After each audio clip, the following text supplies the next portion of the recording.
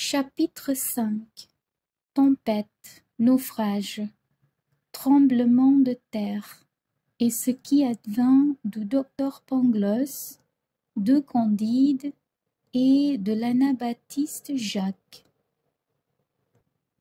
La moitié des passagers affaiblis, expirant de ces angoisses inconcevables que le roulis d'un vaisseau porte dans les nerfs et dans toutes les humeurs du corps agité en sens contraire, n'avait pas même la force de s'inquiéter du danger. L'autre moitié jetait des cris et faisait des prières. Les voiles étaient déchirés, les mâts brisés, le vaisseau entrouvert. Travailler qui pouvait, personne ne s'entendait, personne ne commandait. L'anabaptiste aidait un peu à la manœuvre. Il était sur le tillac. Un matelot furieux le frappe rudement et l'étend sur les planches. Mais du coup qu'il lui donna, il eut lui-même une si violente secousse qu'il tomba hors du vaisseau, la tête la première.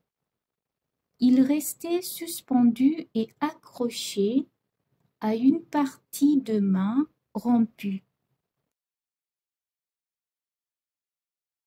Le bon Jacques court à son secours, l'aide à remonter, et de l'effort qu'il fait, il est précipité dans la mer à la vue du matelot, qui le laissa périr, sans daigner seulement le regarder.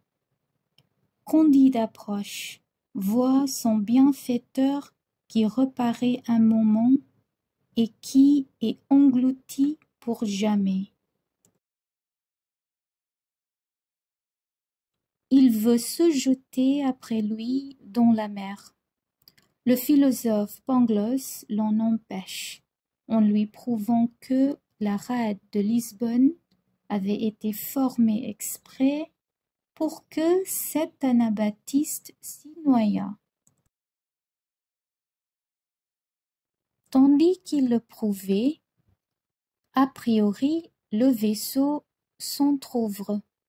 Tout périt à la réserve de Pangloss, de Candide et de ce brutal de matelot qui avait noyé le vertueux anabaptiste. Le coquin nagea heureusement jusqu'au rivage, où Pangloss et Candide furent portés sur une planche. Quand ils furent revenus un peu à eux, ils marchèrent vers Lisbonne. Il leur restait quelque argent avec lequel ils espéraient se sauver de la faim après avoir échappé à la tempête. À peine ont-ils mis le pied dans la ville, en pleurant la mort de leur bienfaiteur, qu'ils sentent la terre trembler sous leurs pas.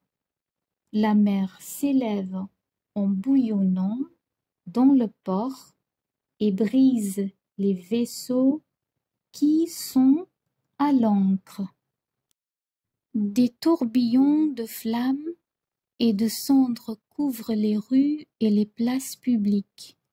Les maisons s'écroulent, les toits sont renversés sur les fondements et les fondements se dispersent. 30 000 habitants de tout âge et de tout sexe sont écrasés sous des ruines. Le matelot disait en sifflant et en jurant: « Il y aura quelque chose à gagner ici. » Quelle peut être la raison suffisante de ce phénomène? Disait Pangloss. Voici le dernier jour du monde. s'écriait Candide. Le matelot court incontinent au milieu des débris, affronte la mort pour trouver de l'argent, on trouve son empare, son ivre, et ayant couvé son vin, achète les faveurs de la première fille de bonne volonté qu'il rencontre sur les ruines des maisons détruites et au milieu des mourants et des morts. Pangloss le tirait cependant par la manche. « Mon ami, lui disait-il, cela n'est pas bien. Vous manquez à la raison universelle. Vous prenez mal votre ton. Tête et sang, répondit l'autre. Je suis matelot et né à Batavia. J'ai marché 4 fois sur le crucifix, dont 4 voyages au Japon. Tu as bien trouvé ton homme avec ta raison universelle. Quelques éclats de pierre avaient blessé Candide. Il était étendu dans la rue et couvert de débris. Il disait à Pangloss: « Hélas, procure-moi un peu de vin et d'huile. Je me meurs. Ce tremblement de terre n'est pas une chose nouvelle, répondit Pangloss.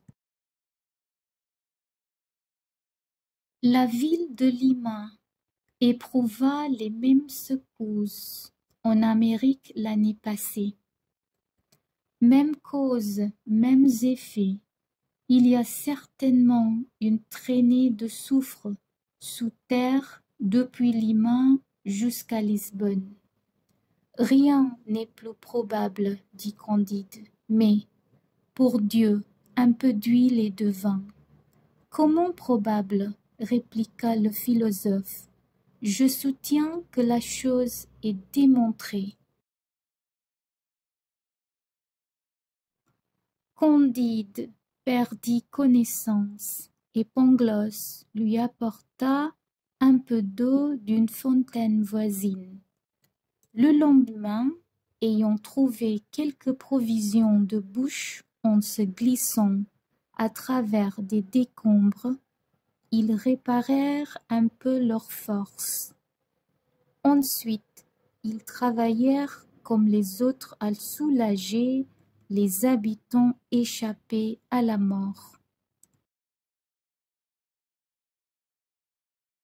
Quelques citoyens, secourus par eux, leur donnèrent un aussi bon dîner qu'on le pouvait dans un tel désastre. Il est vrai que le repas était triste.